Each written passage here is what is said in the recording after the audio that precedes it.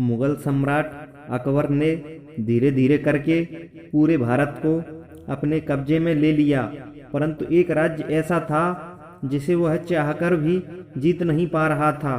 वह राज्य था मेवाड़, जिस पर सिसोदिया वंश के महाराणा प्रताप का शासन था।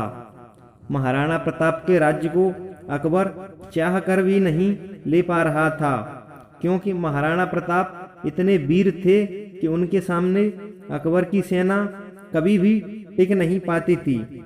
महाराणा प्रताप की अगर बात की जाए तो उनका जन्म सन 1540 में कुंभलगढ़ किला में हुआ था।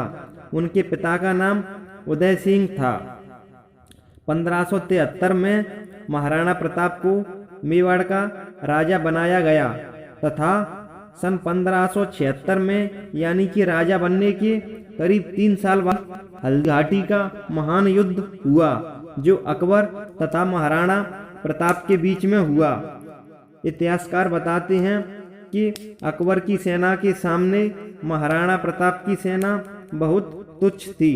अकबर की सेना में जहां 80,000 सैनिक थे, तो वहीं महाराणा प्रताप की सेना में महज 15,000 सैनिक थे। परंतु महाराणा प्रताप की सेना के 15,000 सैनिकों ने अकबर की सेना के 80,000 सैनिकों को परास्त कर दिया। बात अगर महाराणा प्रताप की जाए तो वह भी एक बहुत बड़े योद्धा थे, जिनकी हाइट करीबन 7 फीट बताई जाती है तथा उनका वजन 1 कुंटल से ऊपर बताया जाता है। महाराणा प्रताप जब युद्ध लड़ने जाते थे तो उनका जो कवच था उसका वजन करीबन 70 किलो था तथा जो भाला वह लड़ाई में प्रयोग करते थे उसका वजन करीबन 80 किलोग्राम था तथा जो तलवार उनके द्वारा प्रयोग की जाती थी उसका वजन 12 किलोग्राम था। अब आप इस बात से ही अंदाजा लगा लीजिए कि महाराणा प्रताप कितने बड़े वीर योद्धा थे। अकबर का एक प्रमुख सेनापति था जिसका नाम था बहलोल खान। अकबर की नज़रों में मुगल सैनिकों का वह सबसे बड़ा सेनापति था तथा अकबर को उसने बहुत से युद्धों में विजय भी दिलवाई।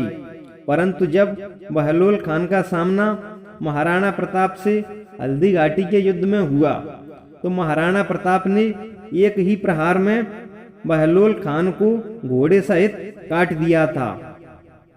अकबर महाराणा प्रताप की वीरता से इतने प्रभावित थे कि अकबर खुद युद्ध भूमि में कभी युद्ध करने नहीं आया, क्योंकि वह जानता था कि अगर मैं युद्ध करने युद्ध भूमि में गया तो मेरी मौत हो सकती है। महाराणा प्रताप के प्रिय घोड़े का नाम चेतक था, जो नीले रंग का था तथा जिसे अफगानिस्तान से लाया गया था। 1576 में ही हल्दी घाटी के युद्ध में चेतक की मृत्यु हो जाती है। जब मानसिंह तथा महाराणा प्रताप में युद्ध चल रहा होता है तो मानसिंह की तरफ से एक हमला किया जाता है जिसमें चेतक का एक पैर कट जाता है। महाराणा प्रताप को घायल देखते हुए मुगल सेना ने चारों तरफ से महाराणा प्रताप को घेर लिया, परंतु चेतक ने हार नहीं मानी और मुगल सेना को पीछे छोड़कर महाराणा प्रताप को लेकर भागने लगा तो उसे सामने एक 22 फीट लंबी नदी दिखाई दी, जिसे चेतक ने एक बार में ही पार कर दिया। चेतक खुद तो चला गया परंतु महाराणा प्रताप को सुरक्षित जगह पर छोड़ गया। अकबर महाराणा प्रताप की वीरता से इतना प्रभावित था कि उसने महाराणा प्रताप को आधा भारत देने की योजना बनाई और कहा कि आप आधा भारत ले लो, परंतु आप मुगलों के अधीन होकर शासन करो।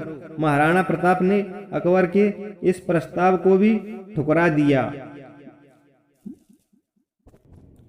जब हल्दी घाटी के युद्ध में महाराणा प्रताप की हार हुई तो महाराणा प्रताप अरावली के जंगलों में छिपकर रहने लगे। उनके पास खाने का भी प्रबंध नहीं था। उन्हें जो रूखी सूखी घास फूस की रोटियां मिल जाती थीं, उन्हीं से उन्होंने गुजारा किया तथा जंगल में रहते हुए भीलों की एक टोली संगठित की तथा अपने युद्ध अभियान को रुकने नहीं दिया। जब भी अकबर मेवाड़ पर आक्रमण करने की कोशिश करता तो महाराणा प्रताप अपनी सेना के साथ कुछ न कुछ जरूर करते रहते थे। और अंत में अकबर ने भी यह निर्णय कर लिया था कि मैं महाराणा प्रताप को तथा उसके मेवाड़ को कभी अपने अधीन नहीं कर पाऊंगा। और अकबर ने मेवाड़ को अपने शासन में मिलाने की योजना फिलहाल रद्द कर दी। जंगल में रहते हुए ही महाराणा प्रताप की एक शेर से लड़ाई के दौरान 56 साल की उम्र में सन 1597 में मृत्यु हो गई। परंतु राजपूत साम्राज्य का एक ऐसा योद्धा जिसके उदाहरण आज भी युवाओं को दिए जाते हैं, न ऐसा वीर कभी पैदा हुआ था और न ही आने वाले समय में कभी होगा। महाराणा प्रताप अमर थे, अमर हैं और अमर